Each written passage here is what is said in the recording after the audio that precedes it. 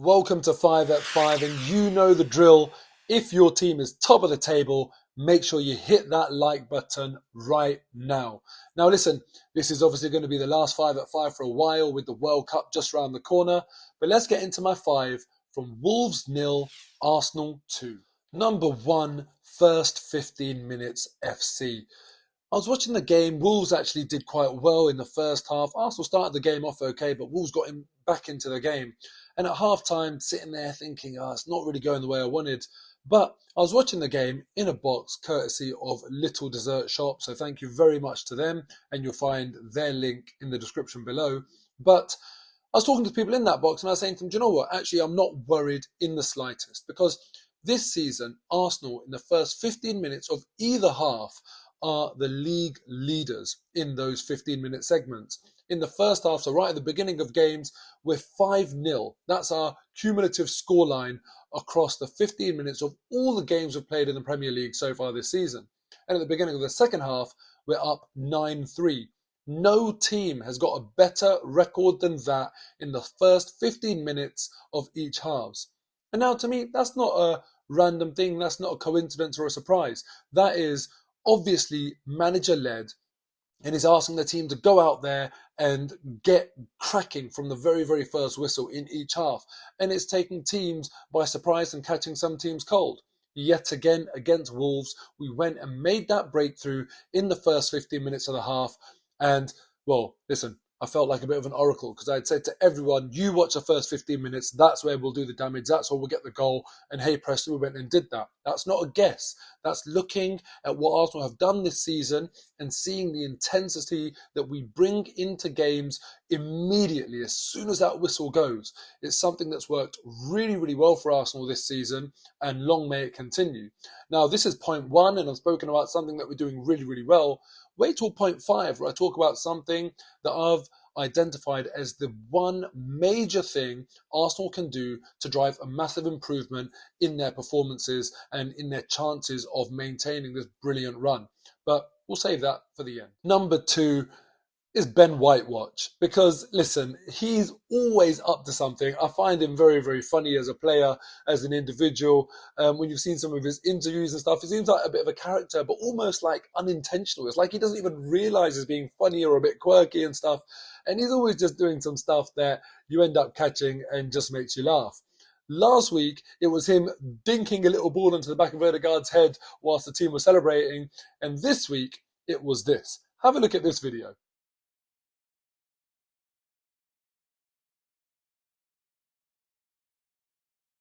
Now, whilst last week I was asking you, do you think he meant it? This week, obviously not. He absolutely meant this. And last week was a bit of fun, but this one was actually quite clever. And it's not the first time we've seen Ben White do this.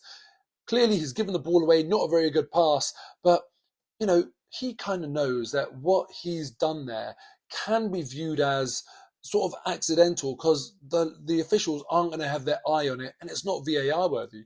It's actually quite a clever little foul. And fine, if the referee does spot it and is happening to look at that rather than where the ball's going, then, yep, you might get a yellow card, but it still prevents a really, really tidy counter-attack. Often, as fans, we'll want players to commit that professional foul, stop a counter-attack by taking someone out, pulling their shirt, whatever it might be, and accepting the yellow card. But clearly, when you're doing that and a player's running down on goal with the ball, the referee's definitely going to book you when you do it. So in a way, maybe it's a bit clever to preempt that, do it when no one's looking, and just get out of the way nice and super early. Ben White, you make me laugh. Number 3, Dodgy Meal. Now, during the game, it was quite worrying when Granit Xhaka went down very early into the game. All of the team crowded around him and sort of the fans were thinking, what's going on here? Is this like a serious injury? It felt like they were very concerned. That might have pointed to a serious injury, or also could have been a case of concern for him because clearly he's going to the World Cup and any injury in your final game for a World Cup is going to be a big deal. So I wasn't sure exactly what the concern was, but I was very relieved when he was able to continue and he didn't look like he was limping or struggling in any way. Obviously, then he did get substituted early on in the game and was unable to continue. Subsequently, Arteta spoke to the media and actually told us all that it was down to him feeling ill. Now, Arteta also said that there was 4 other players, and he said, I think it was after the pre-match meal, but I didn't even know about it. So 4 other players had the same symptoms, and obviously they soldiered through and managed to put in a decent enough performance to win the game. Now, I feel like we weren't at our best, and perhaps that's one of the reasons why. If Xhaka's had to go off, you can imagine the other players can't be feeling too great either, and Xhaka's really not the type to go off. I wonder whether, with the World Cup in mind, he didn't want to take any risks of making it even worse. But ultimately, all ended well. We managed to win the game, and that answers the mystery of what happened with Granit Xhaka. Hopefully, he recovers in time so that it doesn't affect any of his World Cup fixtures, and also hopefully all of the other players will as well. Luckily, nothing serious. Number 4, and this is something now that is going to be sending a lot of Arsenal players into overdrive, and that is transfers. Because with the World Cup, this is a bit of a shopping window. We've clearly seen the clown antics that Ronaldo has gone after by doing this interview immediately after the last game of the season for Man United, right before the World Cup. He's basically announcing to the world, I'm available, and now the World Cup is going to be his shop window. Also for Arsenal, there's some positions that we all know we'd like to strengthen: centre mid, wide forward, second striker. So the World Cup is just that window. Now, if we see a player that we're linked with who goes and has a brilliant World Cup, or even if we're not linked with him but is in one of those positions, you know all Arsenal fans, like any fans of any club, are going to be clamouring to try and sign that player. We all remember the Andre Arshavin effect, remember. So the good news that I've got for you is this. Mikel Arteta, when asked about transfers, says, we will be active because you don't know what will happen in the World Cup. Touch wood, everyone will be okay. Now, does this mean that they'll be active in terms of looking for a replacement if some player gets injured in the World Cup? Or does he mean they'll be active in looking for a replacement if one player really, really performs well in the World Cup?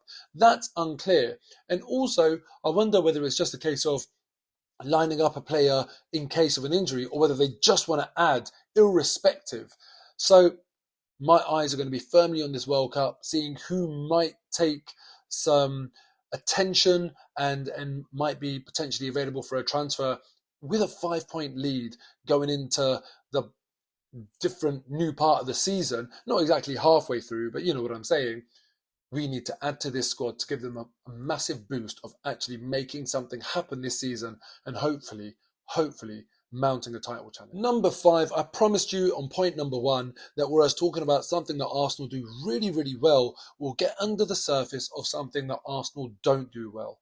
Now, in games, this is all about duels. And whilst we've been doing brilliantly, and it obviously hasn't affected our performances, you always need to look for improvements, and you always need to look for the weak points in your team. And duels are certainly one of Arsenal's weak points. Interesting stat for you. Out of all of the 20 teams in the Premier League, Arsenal have won the least amount of aerial duels. Now, of course, that might be because we play the ball on the deck quite a lot and there's not as much aerial action. But given that we're 20th in the table for duels, you'd look at Wolves, who are 18th in the table for aerial duels, and you'd say, okay, we're 2 teams that aren't very, very good at winning aerial duels, or don't have to win a lot of aerial duels.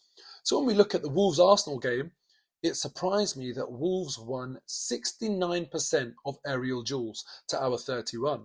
Given they're only 18th in the table for duels won, and we're 20th, I wouldn't have expected them to dominate us like that. Even ground duels, they won 57% to our 43, and that's not abnormal for this Arsenal team. This season, very, very frequently, we lose more duels than we win, whether they're in the air or whether they're on the ground. And it's one area that I think that Arsenal, especially the ground duels, need to improve on. We might even have a tactical approach to the aerial duels to make sure we're positioned to win the second ball rather than the aerial duel, because that's what counts more. But on the ground, we need to be a bit more dominant and bully our opponents. Area for improvement. That's my 5 at 5 done. Lovely to end this part of the season on a positive note, going into the World Cup 5 points clear. I want to say thank you to all of you who have watched the channel. About 17,000 of you watched the match reaction from the Wolves game. That's linked below if you haven't seen it. Thank you to all of you that watch these videos, that have liked and subscribed. And I'm about 75 subscribers away from reaching 35,000 on YouTube. So if you haven't already, please do subscribe, and hopefully we enjoy a brilliant second part of the season.